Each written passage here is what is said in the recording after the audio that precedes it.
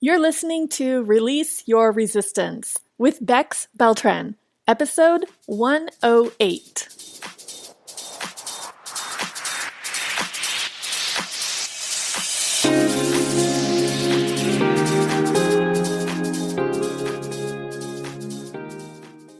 Welcome to Release Your Resistance. This is Bex. The only reason why any of us don't have what we want in life is because of our own resistance.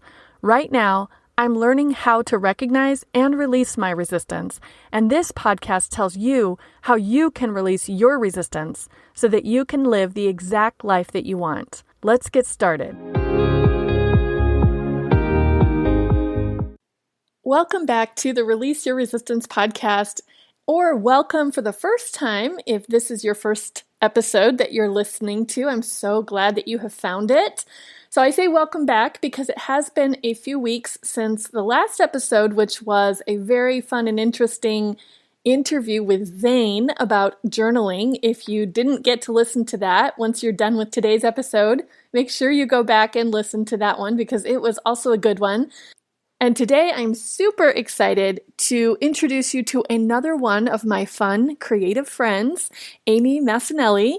She has recently published her first children/adult book. You'll have to be the judge of who you think the audience is, but the book is called The Conscious Baby's Alphabet, and it is bite-sized enlightenment for all ages.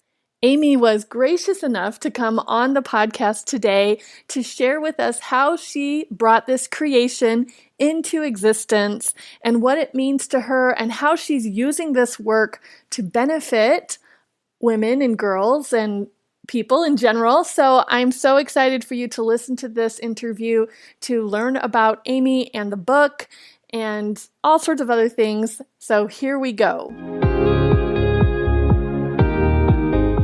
Hey, Amy, how are you doing today?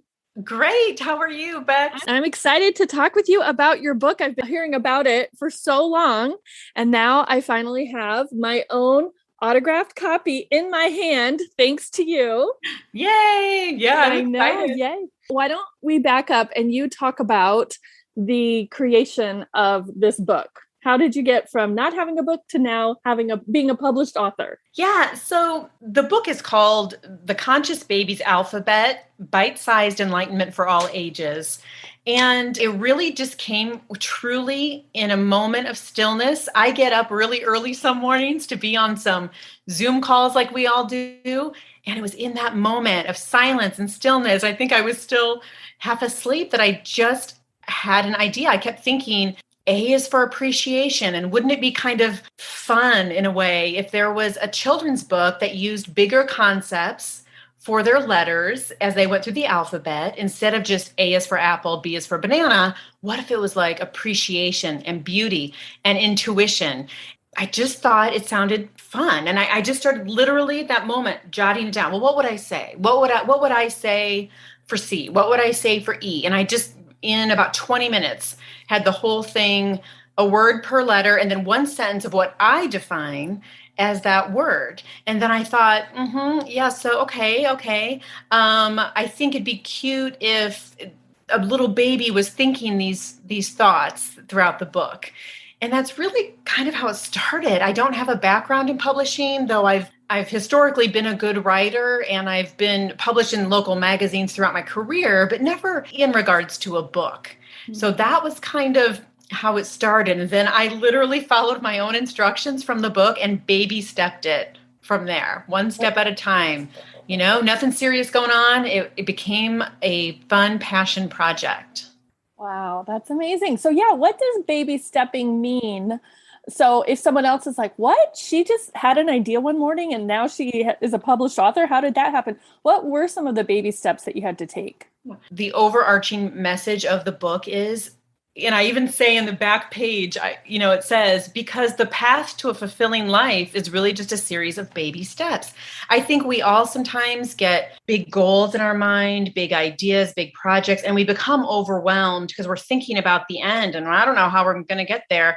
And then you have to step back and go, wait, it really is just a series of steps. So for me, a baby step meant I had the idea and then I put pen to paper. Okay, that was a step.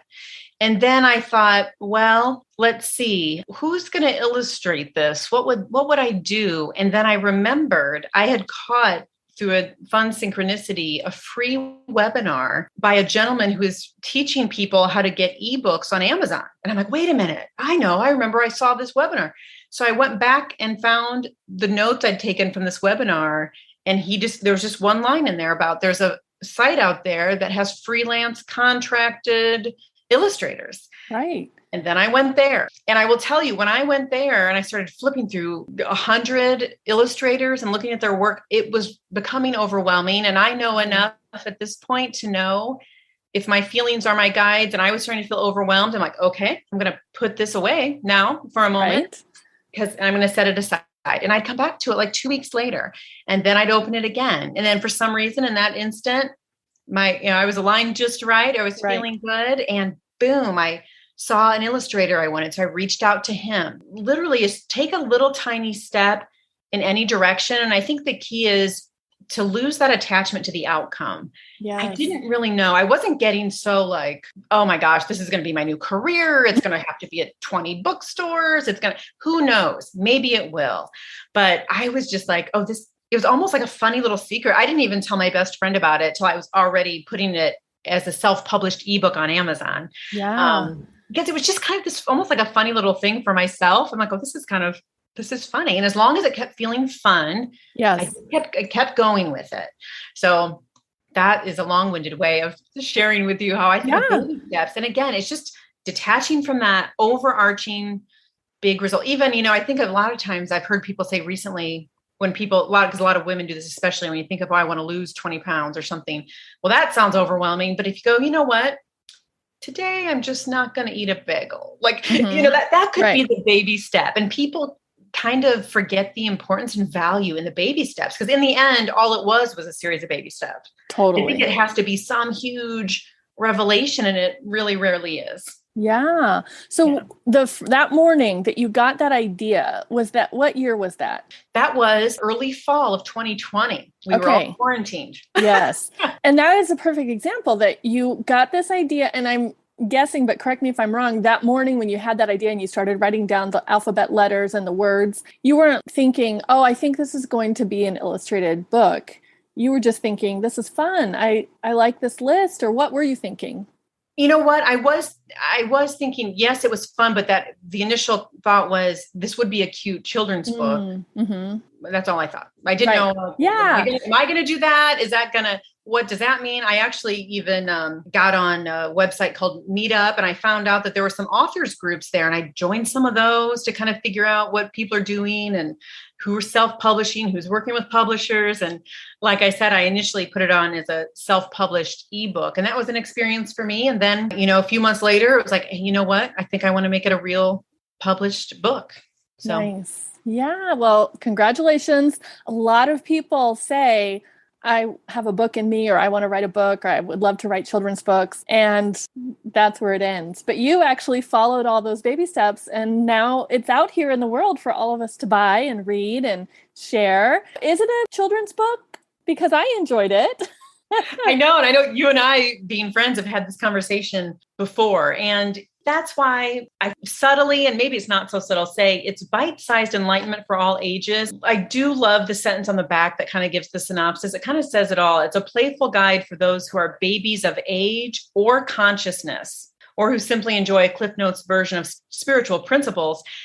So to your point, it looks like a children's book. Sure. And it could be used there, or like it says, for those who are babies in consciousness. This overarching idea for me was truly, it could be just the initial building blocks for anyone at any age to have, live their best life, as the saying goes, and learn some of those very basic spiritual principles. I hope people look at my definition. I hope they think about, I don't agree with that. I do. Maybe they'll look some things up. Maybe it'll just spark some curiosity to dive into what everyone individually believes. So, exactly. Right. So for me, I love books like this anyway.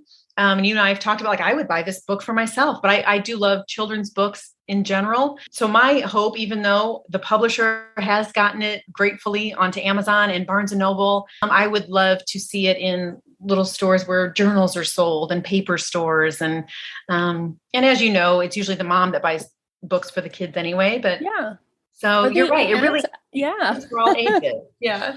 Well, and I could imagine buying it as a gift for a baby or someone very young, and I could imagine it being read to them as they grow up. It's got really cute illustrations in it, so anyone would want to choose it to look at the pictures. And then I can imagine as the child gets older, she keeps on going back to it and keeps on reading it or having it read to her, that eventually those words, those definitions become almost like mantras or touch points or things that she thinks of when she thinks of that vocabulary. So we have kind of skated around a little bit. It's not a storybook like a plot with, a character who goes through a situation.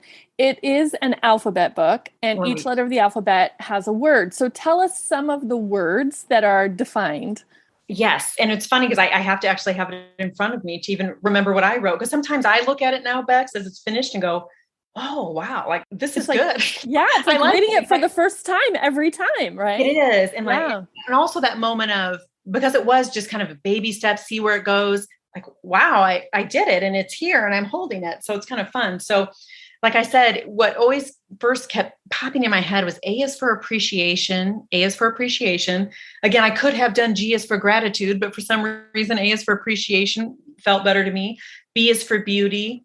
I did M is for manifest. I am the powerful creator of my life. O is for optimism. I know I always have the choice to choose the positive side. One of my favorites, I was looking at this, is R. And I said, R is for receive.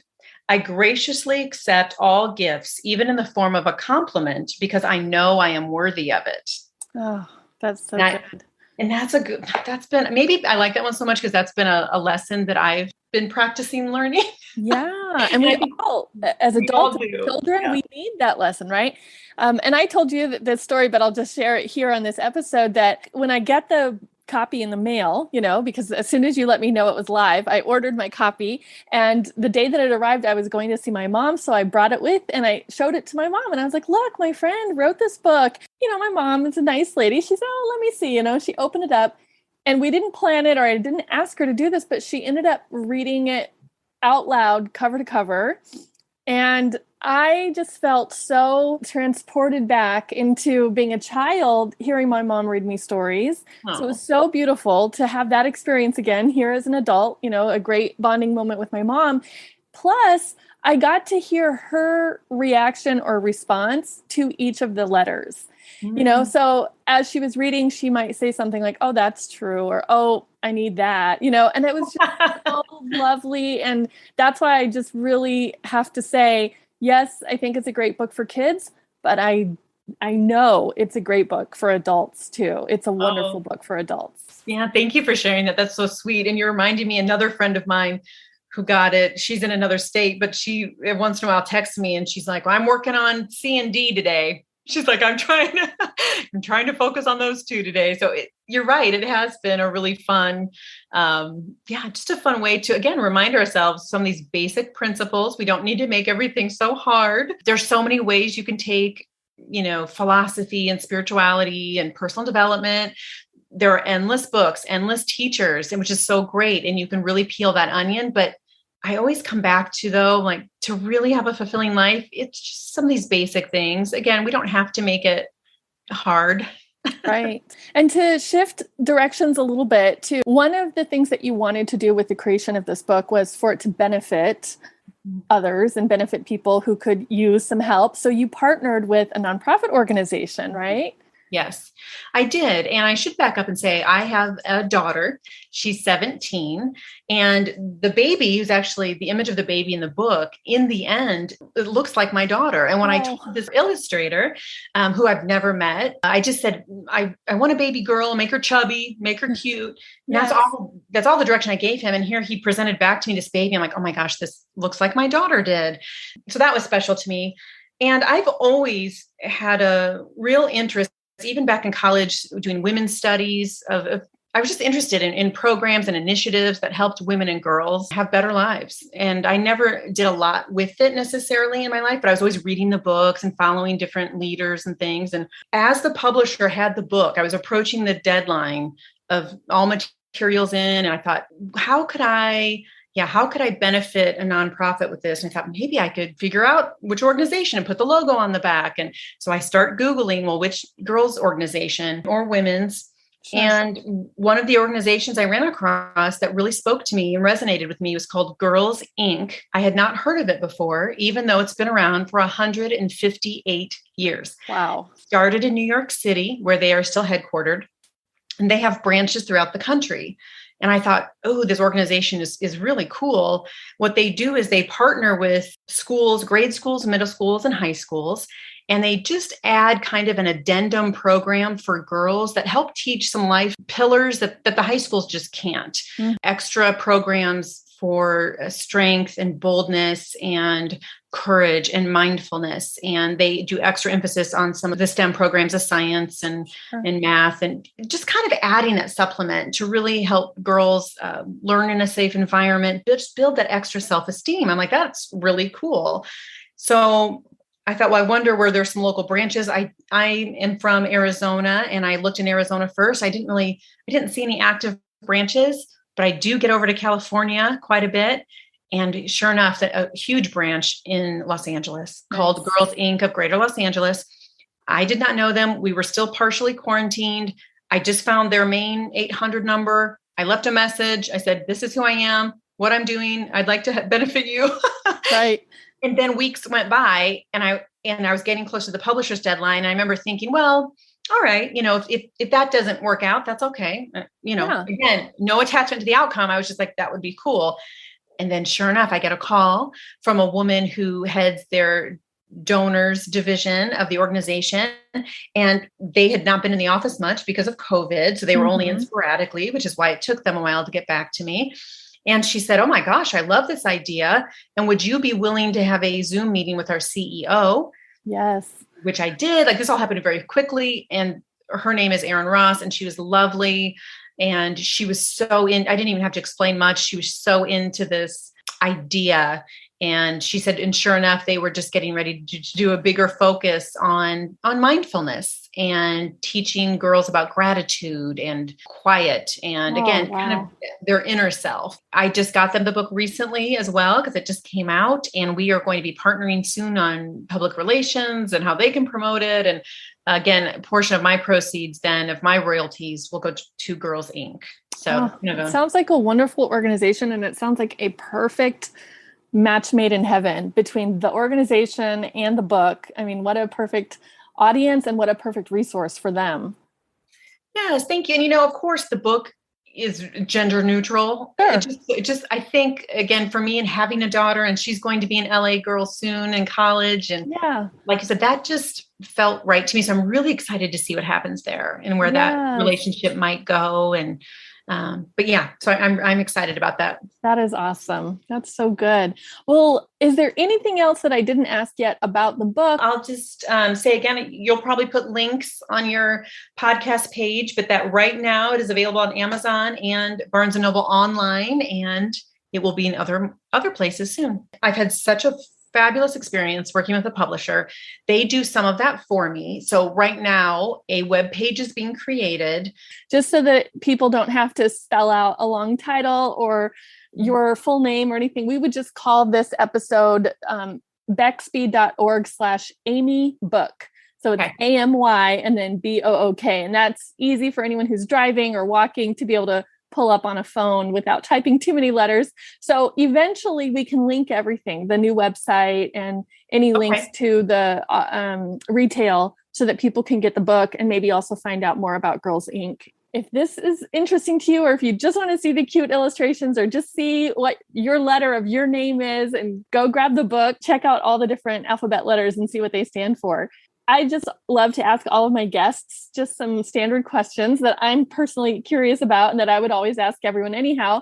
So are you a journal lover, journal curious, or a non-journaler? I am a journal lover. Yay. And thinking that you might ask me that, caused me to reflect back, going way back to my childhood. I'm like, what is my relationship with journaling? And I tell you what, I had a Hello Kitty diary. It started with diaries, right? Yes. I had the cute one with a key Mm-hmm. back then. And then I realized when it really got kind of more poignant was when I was in college, and I still have this book. It was first of all, I love stationery and I love pens. I physically love journals. I love the way they look. I love your journals. I love lots of journals. I like the paper and all the stationery stuff.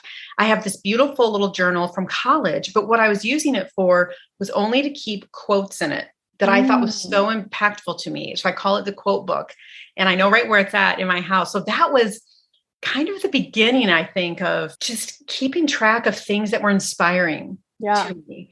So it started there. And now when I journal, and I know you get really creative with your journaling. In fact, I just did a big journal session with myself at a spa yesterday. Oh, wow. Hair day. Yeah. What I'm really journaling is intentions, sometimes mantras, statements I really want to internalize in my brain that I'm writing again and again. Yesterday, I had a couple interesting thoughts, and I literally wrote down, that's an interesting thought. I wonder what that might mean. Mm-hmm. So things like that, that's how I use journals, just to keep track of things that inspire me and my future thought, what I want in the future. And that's how I use it. But I love journals. Yes. And that's, I think, one of the things that really solidified our friendship. I remember once we were going to go meet for a drink or something, and we both brought our planners. And we're like, okay, you first. And you whipped out this planner. You're like, look at this section, see how it has these stickers, look at this part, look at this. And then I was like, okay, here's mine. This is where I write this. This is how I do this. So if anyone is a stationery paper journal lover, find another kindred spirit and compare paper products and markers and stickers. It's so fun. Yes, for sure. So I love it. I love journals. What about, so you mentioned a mantra just then that sometimes you use mantras in your writing. Do you have a mantra or more than one that you repeat to yourself frequently? I always have one, and they change. Sure. So they change just depending on, it could be the day. It could be, I now have a better understanding of something, of a concept so now I'm changing what that mantra is. But yes, I do always have one. But I will tell you a cute story. When my daughter, her name is Emma, when she was about 12 months old, she was starting to toddle around the house. I noticed everyone would tell her how cute she was. She's cute. She's cute. She's cute. I thought, man, do boys get treated the same way, where they always told they're cute? And I thought, I want to make sure, because that's going to get really in her, and she is cute. But I thought, I really want her to understand that she's smart. So I told her when she was very little, and before I even really was deep diving into any of this kind of study, but I said, Emma, say, I am smart and cute, smart and cute. She used to go around our house, dragging her blanket, taking the thumb out of her mouth to say, I am smart and cute. I love it. And boy, she is. And she's a very, very smart young girl, young woman almost. And I was teasing her the other day, and I said, hey, I gave you your first affirmation. We didn't even know it. Perfect. Oh, so smart and cute. Yeah, that's great. What about any routines or rituals? Is there anything that you like to do frequently or often or daily even? I do. So I do a daily kind of practice every morning, but I'm someone who, I'm kind of one of those people who's highly variable. Like I like to mix it up. But I always listen to something. I usually do a little bit of journaling. I listen to something inspiring, but not the same book or person or place every time. In fact, I was on a road trip not too long ago, and I knew it was going to be really, really early in the morning. And I'm like, oh, but I'm so used to doing my routine. I'm like, oh my gosh, I don't want to get up at 3 a.m. Right. I thought, you know what I could do? I created a playlist that I called Inspired Ride. I thought, there, I'll get in my car and I'll get my daily mojo going that way. So I always do something. Yeah. But I'm someone who I do like to mix it up a little bit. Yeah, so smart. And I love that you can mix it up. And that's a great offer for anyone else if you're thinking, oh, I have to have a routine. It has to be the same thing all the time. And I'm a spontaneous person. I don't like routines. Well, Amy just showed us you don't have to. You can mix it up, you can do different things. I feel like if anything feels like I have to, or should, as you know, like let's set that aside then, or figure out something that brings more joy. Because there are no real hard, fast rules about how we all approach this, as long as we're kind of, I call it just filling your cup in the morning. filling That's my so cup of good. coffee, filling my own cup. Yes, I love it. Very good. Any more books or other future plans in the works right now? So it's funny you say that. I do, but nothing I just have some notes of things that, again, that I had inspired ideas about. I do love children's books. It was one of the things I loved so much when my daughter was little. I loved reading her children's books. I still buy children's books for myself sometimes because I always think they have such great, powerful messages, and they're written in a simple way. And Right. so I do. I have a couple ideas. We'll see. We'll see. Okay, fun. Well, this has been such a fun and interesting conversation. And I'm so excited for everyone to hear about how this book became a reality, how it came into existence. It doesn't sound like you had a lot of resistance, but in case there was any resistance, just a reminder to take baby steps, and not to let anyone get too overwhelmed. I just think that's a great lesson. Anything else that you want to bring up or that we should mention before we end our episode today? I just really thank you for giving me this platform to talk about the book. And I hope everyone would check it out. And I love what you mentioned about maybe you want to find just the letter of your name. And if anyone wants to contact me or you and has ideas of where I maybe want to approach to place the book, that would be great. Right. Because right now you're kind of just looking at how to get it out in front of people, how to market it, how to promote it, right? You're just kind of doing a little bit grassroots. Yeah. And what's nice is the publisher is getting to me soon here sales materials for the book, and that will help, Yeah, that'll be great. For sure. So yeah, if anyone does have ideas and they want to reach out to Amy, you can write a comment on the show notes for this episode at bexby.org/amybook, AMYBOOK, and Amy can see the comments. And if you want to, then we can connect you that way. Or if anyone wants to reach out to me, I can definitely put you in contact with Amy as well. But thank you so much for coming on the podcast today and talking about the book and sharing your ideas with the world in a very cute and accessible way. I think everyone should have a copy of this on their coffee table or bookshelf, and everyone should give it as a gift to all the family members that they know. Thank you so much.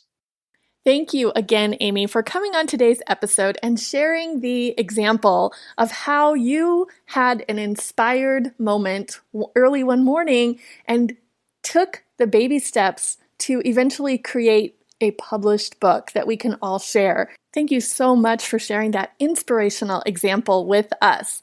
And for you, my dear listener, who has joined again for today's episode, or maybe, like I said at the beginning, joined for the first time, if you would like to contact Amy or leave your question or comments about today's episode, you can just go to bexby.org, that's BEXB.org/AmyBook, AMYBOOK, and you can see links to where you can purchase the book and where you can learn more about Girls Inc. Plus, you can leave a comment for Amy or for me. And if you're interested in some more bite-size information, not in the form of a physical book, but in the form of physical mail that is sent to your mailbox every week, I've recently started a postcard service where I send you a postcard every week that contains journal prompts or inspirational quotes or affirmations. So if you're interested in getting some fun, colorful mail in your physical mailbox every single week, you can join the prompt postcard subscription. Just go to bexby.org/prompt postcards. You can also get a link on the show notes for this episode at bexby.org/AmyBook.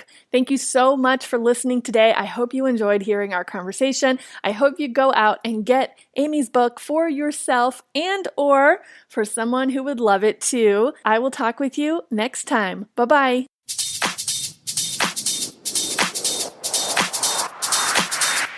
This has been Release Your Resistance. Thank you for listening. If you like this podcast, make sure you're subscribed and leave a review on Apple Podcasts. Also, think about someone who you know who would love this episode and share it with them. There should be a share button on your app if you're listening to this on your phone.